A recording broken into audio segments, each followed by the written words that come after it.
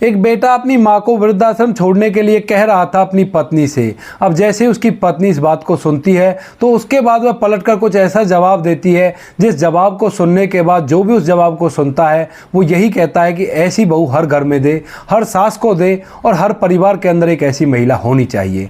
आखिर क्या कहा था उसकी पत्नी ने अपने पति से, पूरी कहानी के बारे में जानने के लिए वीडियो को अंत तक जरूर देखें। दोस्तों, एक कहानी है उत्तर प्रदेश के कानपुर की। उत्तर प्रदेश के कानपुर के एक छोटे से गांव में एक गिरधारी नाम का व्यक्ति रहा करता है। गिरधारी जो कि अपनी छोटी सी जमीन पर खेतीबाड़ी किया करता और उसी से अपने परिवार का भरण पोषण कर रहा है। लेकिन गिरधारी को एक समस्या थी।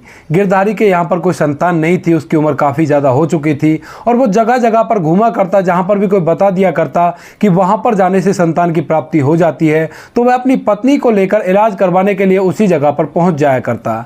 इसी तरह से कुछ दिन और बीत जाते हैं और अब गिरधारी की उम्र लगभग 40 साल हो गई थी।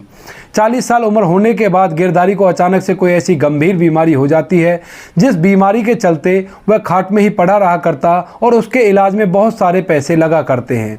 अब गिरधारी अपना इलाज करवाने के लिए पहले तो अपनी पत्नी से मना करता है, कहता है कि मेरे ऊपर इन पैसों को खर्च मत करो। लेकिन उसकी पत्नी कहती है कि आप जिंदे रहेंगे तो कितने सारे पैसे कमा लेंगे, लेकिन अगर आपको कुछ हो गया तो मैं पैसों का करूँगी क्या। क्योंकि दोस्तों, वो जितना भी कमाया करते थे उन सभी को वह अपनी पत्नी के इलाज में खर्च कर दिया करता ताकि उसे कोई संतान की प्राप्ति हो, लेकिन उसको संतान की प्राप्ति नहीं होती है। और अब जब गिरधारी बीमार पड़ गया था तो उसके बाद उनकी आर्थिक स्थिति डगमगाने लगती है, क्योंकि गिरधारी अकेला ही कमाने वाला था घर के अंदर और कोई व्यक्ति उस घर के अंदर कमाने वाला नहीं था। गिरधारी के घर में केवल गिरधारी और उसकी पत्नी ही थे।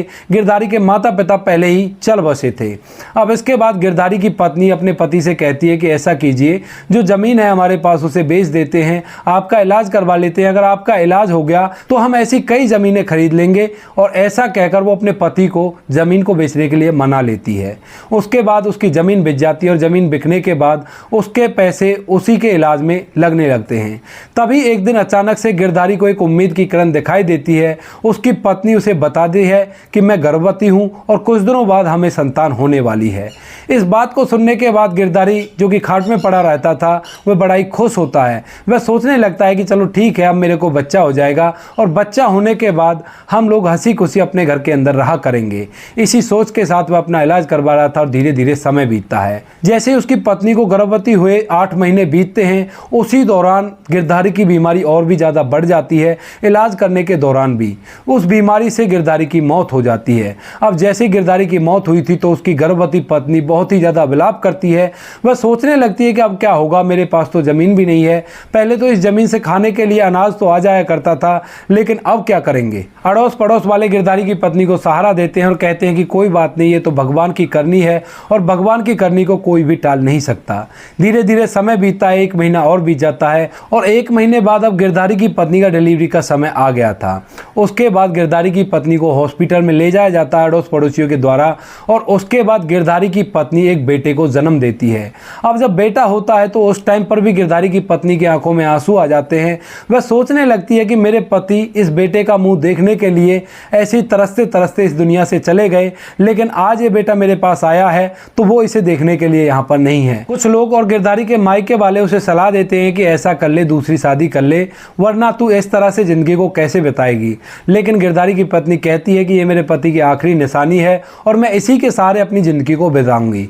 इसके बाद गिरधारी की पत्नी अपने बेटे को, जिसका नाम था अनिल, उसको पाल पोस कर बड़ा करती है और धीरे धीरे उसे स्कूल में एडमिशन करा देती है। क्योंकि लड़का 5 साल का हो गया था, 5 साल का होने के बाद वह उसका एडमिशन एक स्कूल में करा देती है। धीरे धीरे समय बीतता और समय के साथ साथ उसका लड़का बड़ा हो रहा था। इधर जो अनिल की माँ थी वह दूसरे के घरों में काम किया करती और जो भी मजदूरी उसे मिल जाया करती उसी से अपना काम चलाया करती और अपने बेटे का भरण पोषण अच्छी तरह से कर रही थी। अब अनिल जब कक्षा 8 में आता है तो उसके बाद वह अपनी माँ की हालत को देखकर उस पर गहन सोच विचार करने लगता है। एक शाम को दोनों माँ बेटे घर के अंदर बैठे हुए थे तो तभी अनिल अपनी माँ से कहता है कि माँ, इस तरह से तो काम नहीं चलेगा, आप कब तक इस तरह से काम करोगी। क्योंकि अनिल का जन्म जब हुआ था जब उसकी माँ की उम्र 38 साल थी, तो 38 साल के बाद जैसे उसका बेटा 13 साल का होता है तो 13 साल बाद उसकी उम्र 50 से ऊपर हो जाती है। अब जैसे उसकी उम्र 50 से ऊपर हुई थी तो उसके बाद अनिल की माँ की अवस्था दूसरे के घरों में काम करने की नहीं रह गई थी और ना ही कोई उसे मजदूरी पर ले जाया करता था। इसके बाद अनिल उसका बेटा कहता है कि माँ अब तुम आराम करो, तुमने बहुत कमा लिया, अब मैं पैसे कमा कर लाऊंगा और तुम घर में आराम से रहकर उन पैसों को खर्च किया करना। अब इस बात को जैसे अनिल की माँ उसके मुंह से सुनती है तो अपने बेटे के सर पे हाथ फेरती है और कहती है कि बेटा मेरे लाल, तू अभी छोटा है और तू क्या कमा सकता है। उसके बाद वह कहता है कि माँ तू इस बात की चिंता मत कर, मैं कहीं ना कहीं से पैसे कमा कर लाऊंगा और उसके बाद अपने घर की जिम्मेवारियों को संभालूंगा।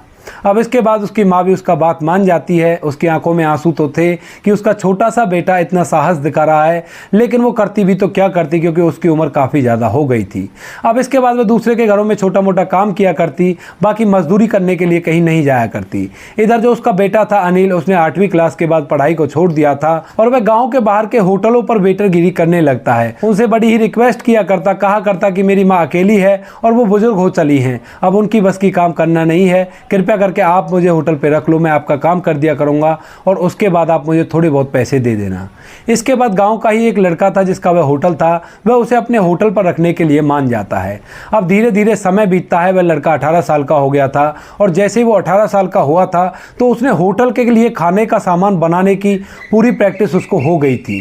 वह बहुत ही अच्छा खाना बनाता और इस खाने बनाने की वजह से उस होटल वाले का होटल और भी अच्छी तरह से चला करता, क्योंकि जो अनिल था वो बड़ा ही मेहनती था, वह हर काम को बड़ी शिद्दत से किया करता और ईमानदारी से किया करता। इसी वजह से अनिल अब उस होटल का शेफ बन गया था और जैसे वो शेफ बना था तो उसके बाद वह होटल वाला उसकी सैलरी बढ़ा देता है। अब इसके बाद उसकी माँ जो काफ़ी ज़्यादा बुजुर्ग हो चली थी वो कहती है कि बेटा अब तू ऐसा कर, तू शादी कर ले, मेरी उम्र हो चली है और मुझसे अब तुम्हारा खाना भी नहीं बनाया जाएगा। इस बात को सुनकर जो अनिल है वो कहता है कि माँ ठीक है, अगर आप ऐसा कह रही हो तो मेरी शादी करा दो। अब इसके बाद वह दोबारा से होटल पर काम करने लगता है। उसकी माँ उसके लिए लड़की ढूंढ रही है। तभी जो उसका होटल का मालिक था वो कहता है कि भाई अनिल, तू बहुत अच्छा काम करता और हमारे एक इसी होटल की ब्रांच गुजरात के सूरत में है और वह अच्छी तरह से नहीं चल रही है। वहाँ पर जो भी कारीगर आते हैं वो अच्छी तरह से काम नहीं करते हैं और इसी वजह से हमें बहुत ज़्यादा घाटा हो रहा है। तो वो कहता है कि तू ऐसा कर, तू यहाँ से वहाँ पर चला जा और वहाँ पर रहकर काम कर ले। तो अनिल अपने मालिक से कहता है कि मालिक वो बात तो आपकी ठीक है, लेकिन यहाँ पर मेरी बुजुर्ग माँ है और इस माँ की देखभाल कौन करेगा। तो इसके बाद वह होटल मालिक उसे लालच देता है, कहता है कि तुम्हारी सैलरी जितनी यहाँ है उससे 10,000 फालतू सैलरी तुझे मिलेगी और तू वहाँ पर जाकर काम कर ले। इतने पैसे में तू अपने घर पे किसी को रख सकता है जो तेरी माँ की देखभाल को कर सके। अब इस बात को जैसे अनिल सुनता है तो वो कहता है कि ठीक है, मैं अपनी माँ से पूछकर बता दूंगा। शाम होती है, शाम को वह अपने घर जाता है और घर जाकर अपनी माँ से इस बात के बारे में बातें करने लगता है। वह कहता है कि माँ, होटल मालिक मुझे गुजरात भेज रहा है उसी के दूसरे होटल में और वहाँ पर कह रहा है कि मैं आपको 10,000 रुपये फालतू दे दूंगा। अब इस बात को सुनकर उसकी माँ बड़ी खुश होती है, कहती है कि बेटा ये तो बड़ी अच्छी बात है, तू आगे बढ़ेगा, इससे अच्छी बात भला मेरे लिए क्या होगी। ऐसा कहकर वो अपने बेटे को वहाँ जाने की अनुमति दे देती है। लेकिन अनिल के दिमाग में एक ही बात चल रही थी कि उसकी माँ की देखभाल कौन करेगा। अब इसके बाद अनिल कहता है कि माँ, तुमने कोई लड़की देखी या नहीं देखी। उसके बाद अनिल की माँ कहती है कि हाँ बेटा, मैंने तुम्हारे लिए एक लड़की ढूंढ ली है और तू ऐसा कर, उससे मिल जा। उसके बाद दूसरे दिन उस लड़की को अनिल को दिखाया जाता है। घर वाले आपस में मिलकर बातें करते हैं। अनिल उस लड़की को पसंद कर लेता है। वह उस लड़की से एक ही सवाल करता है, कहता है कि मेरी माँ तुम्हारी क्या लगती है। तो वह लड़की कहती है कि आपकी माँ मेरी माँ लगती है और मैं माँ की तरह ही उसकी सेवा करूँगी।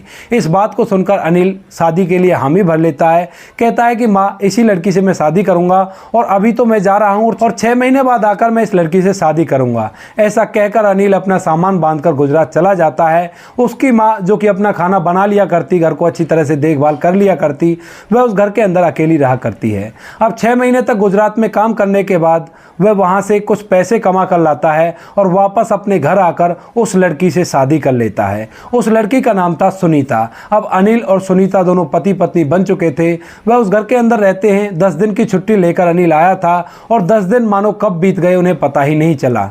अब अनिल और सुनीता एक दूसरे को बड़ा ही प्यार किया करते हैं। उसके बाद जब टाइम आता है अनिल के जाने का तो अनिल की पत्नी सुनीता मायूस सा चेहरा बना लेती है और कहती है कि अब तुम कब आओगे। उसके बाद अनिल कहता है कि काफ़ी दूर पड़ता है गुजरात, तो वहाँ से मेरा अब चक्कर 6 महीने में ही लगेगा। इस बात को सुनकर वो थोड़ी सी मायूस होती है। तभी अचानक से एकदम अनिल से कहती है कि ऐसा कीजिए, आप माँ को और मुझे अपने साथ ही ले चलिए, वहीं पर रहेंगे सभी लोग और हम लोग यहाँ पर रहकर क्या करेंगे। अब इस बात को जैसे अनिल सुनता है तो वो कहता है कि ये तो बड़ी अच्छी बात है, तो ऐसा करते हैं, माँ से पूछ लेते हैं और उसके बाद माँ को भी और तुम्हें मैं वहीं पर ले जाऊंगा, काफ़ी अच्छी खासी सैलरी है, तो वहीं पर अपना घर का गुजर बसर कर लेंगे।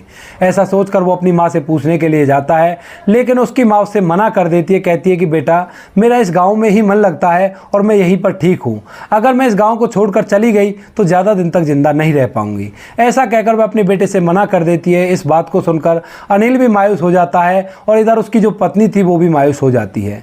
अब इसके बाद अनिल वहाँ से चला जाता है और सूरत में रहकर अच्छी तरह से काम करने लगता है। वह कुछ पैसे अपने घर भेज दिया करता है, जिससे घर का भरण पोषण अच्छी तरह से हुआ करता है और अपनी पत्नी से भी टाइम टाइम पर फ़ोन से बातें किया करता है। अब अनिल को ड्यूटी करते हुए वहाँ पर 8 साल हो गए थे। 8 सालों के बीच में हर 6 महीने में वो 10-15 दिन की छुट्टी लेकर वहाँ से वापस आया करता और उस समय को अपनी पत्नी के साथ बिताया करता। अब इन 8 सालों के दौरान अनिल को 2 बच्चे होते हैं, बड़ा लड़का हुआ था और छोटी लड़की हुई थी। उसकी पत्नी गाँव में ही रहकर उन बच्चों का भरण पोषण किया करती। इधर जो उसकी माँ है वो भी उन बच्चों को खिलाया करती अच्छी तरह से और पाल पोस कर बड़ा करने में उसकी पत्नी की मदद कर रही थी। धीरे धीरे समय बीतता है और कुछ साल और बीत जाते हैं। अब जो अनिल है उसकी उम्र भी ढलने लगी है। इधर जो उसकी माँ है वो काफ़ी ज़्यादा बीमार रहा करती और अक्सर खाट में ही पड़ी रहा करती। अब इसके बाद अनिल एक बार छुट्टी आता है। ऐसे ही 6 महीने बीत गए थे और 6 महीने बाद वो 15 दिन की छुट्टी आया था। वह अपने घर में रहता और अपनी पत्नी से अच्छी तरह से बातें किया करता है और एक बार फिर से उसके जाने का टाइम हो जाता है। जैसे उसके जाने का टाइम होता है तो उसकी पत्नी बड़ी ही उदास होती है। तभी अनिल अपनी पत्नी से कहता है कि ऐसा करो, तुम भी मेरे साथ चलो और बच्चों को भी लेकर चलते हैं और माँ को भी लेकर चलते हैं और सभी लोग वहीं पर रहेंगे और आराम से अपना समय व्यतीत करेंगे। अब इसके बाद दोनों पति पत्नी फिर से माँ के पास जाते हैं, लेकिन माँ उनके साथ चलने से आज भी मना कर देती है। अब इस बात को सुनकर वह अपनी पत्नी से विचार विमर्श करता है और कहता है कि चलो ऐसा करते हैं, माँ के दिन भी थोड़े ही बचे हैं तो इसे एक वृद्धाश्रम में छोड़ देते हैं और उसके बाद हम लोग आराम से वहाँ पर रहेंगे। अब इस बात को जैसे उसकी पत्नी सुनती है तो एकदम से गर्म हो जाती है और कहती है कि क्या कहा आपने, माँ जी को वृद्धाश्रम में छोड़ देंगे। अब जैसे अनिल इस बात को सुनता है तो वो कहता है कि हाँ मैंने ऐसा ही कहा है। उसके बाद उसकी पत्नी कहती है कि आपको इस बात को कहने में ज़रा भी शर्म नहीं आती, कल को हम भी किसी के माँ बाप हैं और हम बुजुर्ग हो जाएंगे, हमारे बच्चे जब हमसे कहने लगे कि उसे वृद्धाश्रम में छोड़ दो तो क्या आपको अच्छा लगेगा। इस बात को सुनकर जो अनिल है वो थोड़ी सी सोच विचार में पड़ जाता है, लेकिन उसकी पत्नी उसे और भी ज़्यादा यादें दिलाती है। वो कहती है कि आपको शायद याद होगा बचपन में किस तरह से दूसरों के घरों में काम करके आपकी माँ ने आपको पोल पोस कर बड़ा किया है। क्योंकि अनिल की पत्नी अक्सर अपनी सास के साथ रहा करती थी तो उसे पूरी कंडीशंस के बारे में पता थी और वैसे भी उसकी सास के चारों तरफ चर्चे थे, तो जो भी महिलाएं उससे मिलने आया करती तो वो उसके बारे में अच्छी अच्छी बातें उसकी पत्नी को बताया करती। इसी वजह से उसे उसके बलिदान के बारे में पता था कि उसने अपनी दूसरी शादी नहीं की ताकि बेटे पर कोई आंच ना आए, कोई दूसरा पिता इसे किस तरह से रखेगा, इसी वजह से उसने दूसरी शादी नहीं की। अब इन सभी बातों को सुनकर अनिल अपने कमरे में चला जाता है और बिस्तर पर लेटा लेटा सोच रहा था। अब जब वह सोचता है पुरानी बातों को तो उसके दिमाग में बहुत सारे ख्याल आते हैं और उन ख्यालों को सोच सोच कर वह फूट फूट कर रोने लगता है। वह वहाँ से खड़ा होता है और आकर अपनी पत्नी को अपने गले से लगाता है और कहता है कि भगवान तूने तो मेरी आंखें खोल दी, मैं इस उम्र में आकर ये क्या करने जा रहा था, अगर ऐसा हो जाता तो मैं कभी भी अपने आप को माफ़ नहीं कर पाता। उसके बाद दोनों पति पत्नी उस बूढ़ी अम्मा के पास जाते हैं और वहाँ पर जाने के बाद उसके पैर छूते हैं और कहते हैं कि माँ जी अब हम लोग कहीं भी नहीं जाएंगे, आप ही के पास रहेंगे। इस बात को सुनकर जो बूढ़ी माँ थी उसकी आंखों में एक अलग सी चमक आ जाती है और उसकी आंखों से भी आंसू टपकने लगते हैं। अब अनिल अपने सेठ के पास जाता है और कहता है कि मालिक अब बहुत दिन हो गए घर से दूर काम करते हुए, अब मेरी उम्र हो गई है, मुझसे खाना भी नहीं बनाया जाता अकेले से, तो मैं अब अपने घर के पास ही रहकर काम कर सकता हूँ अगर आपको करवाना है तो। उसके बाद उसका मालिक उसे वहीं पर गांव वाले होटल में ही रख लेता है जहां पर वो पहले काम किया करता था। अब वह वहां पर काम करता, अपने बच्चों को बड़ा करता है और धीरे धीरे इसी तरह से हंसी खुशी उन लोगों के दिन बीत रहे थे। तो दोस्तों ये थी कहानी जहां पर एक पत्नी ने अपने पति की आंखें खोल दी अपनी सास के लिए। आप क्या कहना चाहते हो इस कहानी के बारे में, क्या कहना चाहते हो उस पत्नी के बारे में और क्या कहना चाहते हो उस लड़के के बारे में जिसको उसकी माँ ने इतनी मुसीबतों से पाला और उसके बाद भी उसके दिमाग में ऐसा ख्याल आ गया। आपकी जो भी राय कमेंट सेक्शन में लिख सकते हैं। बाकी दोस्तों इन कहानियों को सुनाने का उद्देश्य किसी को परेशान करना बिल्कुल भी नहीं है। यह कहानियाँ आपको इसलिए सुनाई जाती है ताकि आप लोग इन कहानियों में से कुछ ना कुछ शिक्षा ले सको और अपने जीवन में उस चीज़ को अप्लाई कर सको। मिलते हैं किसी नेक्स्ट वीडियो में नए टॉपिक के साथ, तब तक के लिए जय हिंद, जय भारत, जय हिंदुस्तान।